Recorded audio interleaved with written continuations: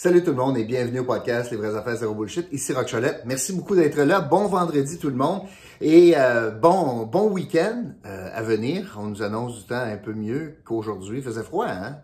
Pour un 9 juillet, là. Oh! Alors demain, nous, on sera en canot. Ça va faire du canot sur la rivière. Je sais pas quels sont vos plans pour le week-end, mais on va essayer ça.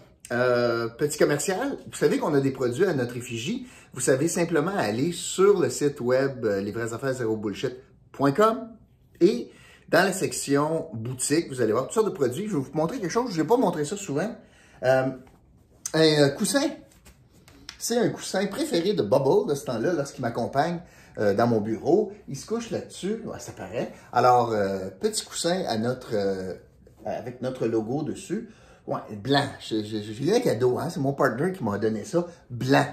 Pour Bubble. Manifestement, il n'y a pas de chien, lui. Mais il est fin, Bruno. Merci quand même, mon Bruno. Mais on a toutes sortes de produits comme ça, les tasses, puis toutes sortes de choses.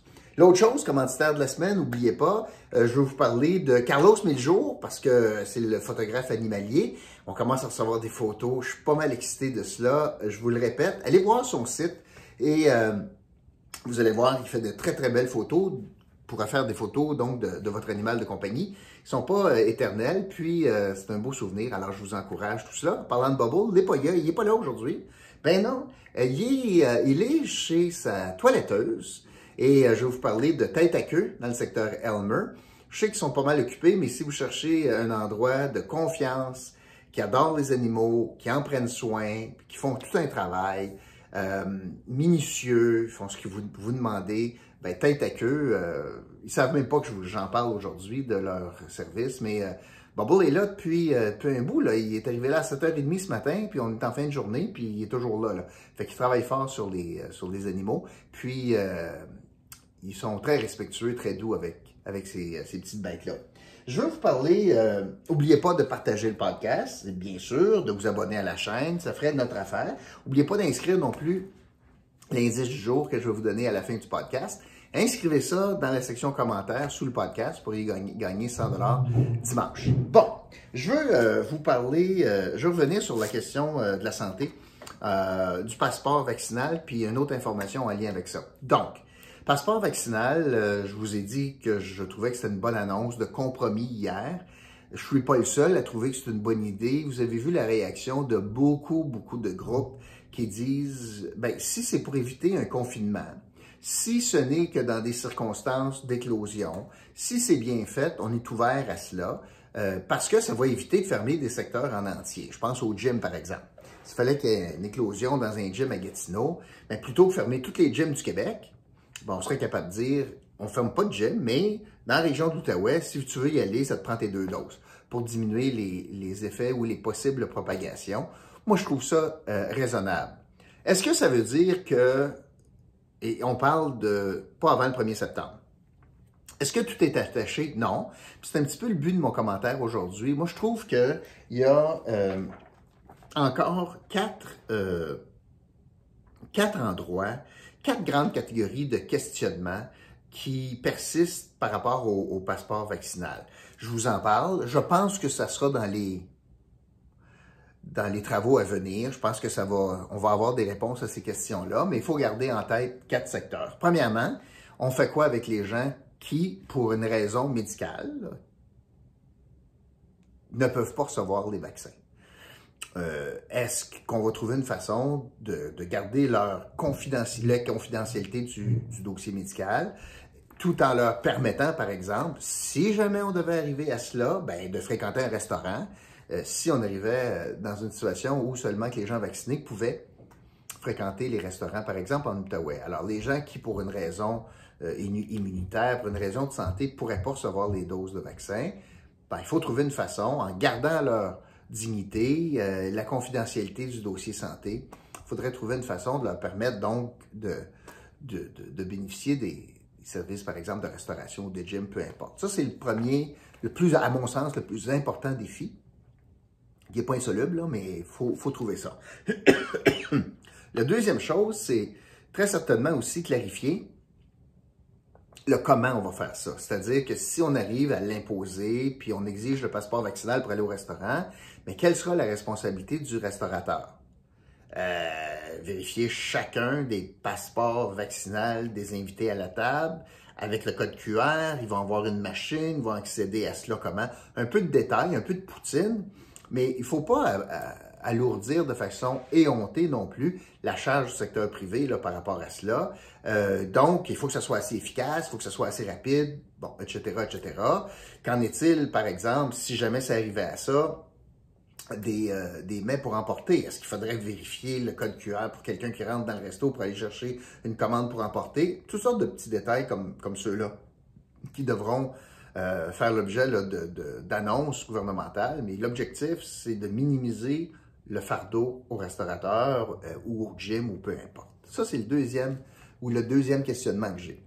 La troisième chose, c'est très certainement la question de l'Ontario. Pour nous, là, très certainement la question de l'Ontario. La vaccination va très bien en Ontario, va très, très bien. Ce que je comprends des chiffres, c'est que même pour les deuxièmes doses, ça va mieux que le Québec. Pour la première dose, on est assez similaire, mais ils n'ont pas de passeport vaccinal. Puis quand je dis ça, il faudrait comprendre, ils n'ont pas de code QR dans leur téléphone. Alors, comment on va être capable, pour un restaurateur québécois, de s'assurer que les gens qui visitent, les Ontariens qui viennent consommer de la nourriture chez nous, qui viennent s'asseoir à notre table, qui viennent au Cellier, qui viennent au Chelsea Pub, qui viennent au Foubrac, qui viennent au Sans Façon, peu importe, vous les connaissez les restos, là. Comment on s'assure que les gens qu'on accueille de l'Ontario nous prouvent qu'ils ont donc ils ont reçu les 2 vaccins. S'il n'y a pas de passeport vaccinal en Ontario. Donc, ça, c'est... Christian Dubé disait, ouais, ben, si les Ontariens viennent, il n'y a pas de problème parce qu'ils ont une preuve vaccinale. OK, je veux le croire sur parole, mais est-ce que c'est le cas? Puis est-ce qu'on sera capable aussi, au Québec, de mesurer la validité de cette preuve vaccinale-là? Surtout si ce n'est pas un code QR, etc., j'ai hâte de voir, sans entrer dans le dossier médical des gens. Alors ça, c'est une préoccupation pour l'Outaouais. J'espère entendre la Chambre de commerce défendre les gens de l'Outaouais ici, là. De prendre fait et cause pour les restaurateurs de l'Outaouais, les gyms de l'Outaouais. Donc, les activités qui pourraient être visées, là. Les salles de spectacle en Outaouais, pour que ça soit facile d'accueillir la clientèle ontarienne. J'espère qu'il y a quelqu'un qui va monter là puis défendre cela. Là. Et c'est le rôle de la Chambre de commerce en passant.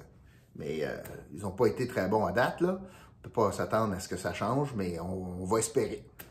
La quatrième chose, c'est un élément important, là, à mon sens, c'est que là, on a expliqué le principe, puis on a dit qu'on pourrait arriver à cela. Moi, j'ai pas de problème avec ça. Il y a des éléments à éclaircir. C'est correct, on a le temps.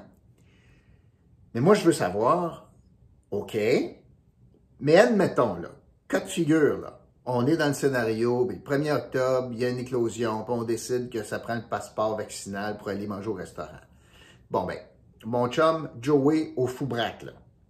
Mettons qu'il y a quelqu'un qui est à la table, puis qu'il s'est faufilé, puis il n'a pas eu ses 2 doses. Puis la police rentre. C'est la police, je ne sais pas. C'est quoi les conséquences? C'est-tu une amende? C'est-tu une amende au restaurateur? C'est une amende à l'individu qui est allé s'asseoir là sans preuve vaccinale ou qui n'a pas été vacciné 2 fois? Si-tu les 2? Si on ferme le restaurant, c'est... Alors, là, on va tomber dans Poutine, là, mais c'est pas mal important parce que c'est beau mettre des règles. Corps public, c'est toujours la même affaire. Tu mets des règles, tu dis, voici comment il faut que ça fonctionne. Mais il faut que tu répondes à la question suivante. OK, puis si quelqu'un est récalcitrant, il arrive quoi? Et ça, on n'a pas eu d'indication encore.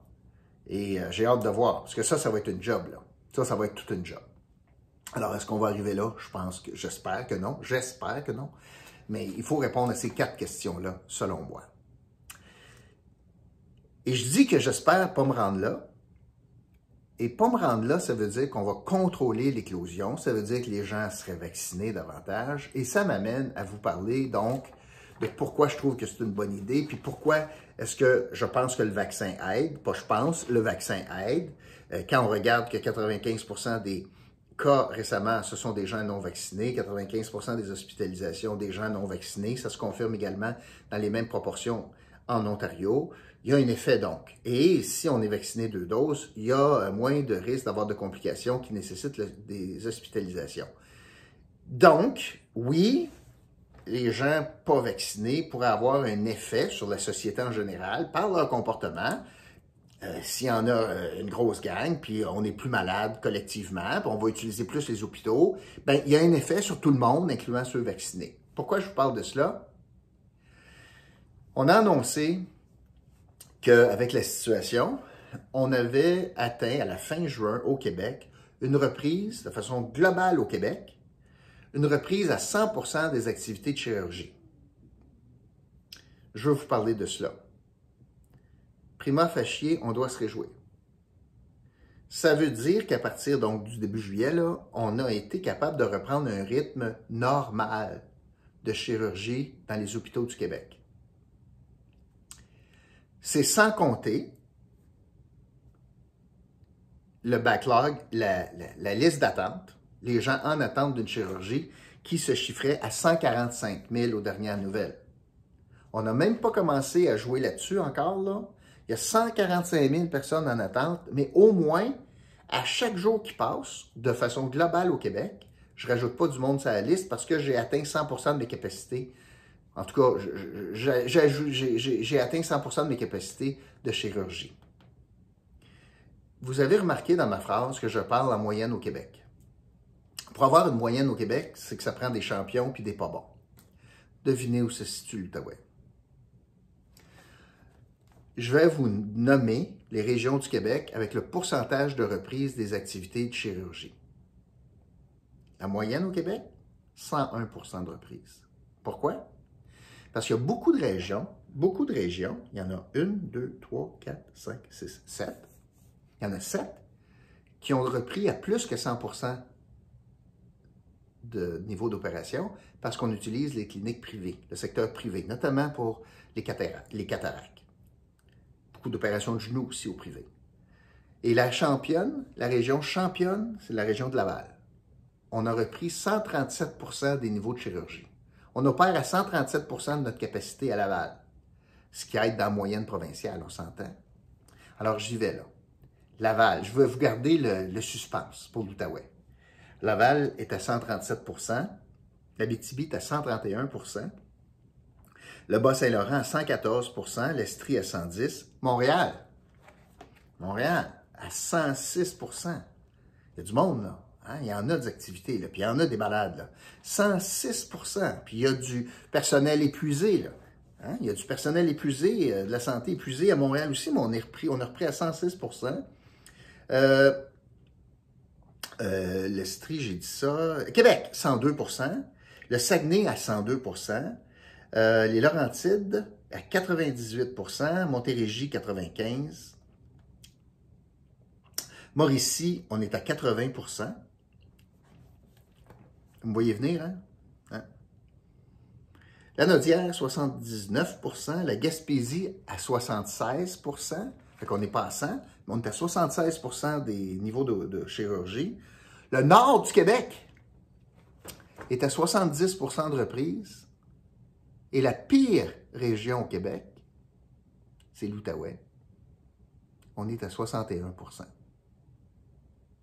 Alors, tous ceux qui m'insultaient, là, qui me disaient que ça n'avait pas de bon sens de, oui, faire 2 groupes, puis d'avoir certains petits avantages pour les gens vaccinés, bien, vous voyez là l'effet.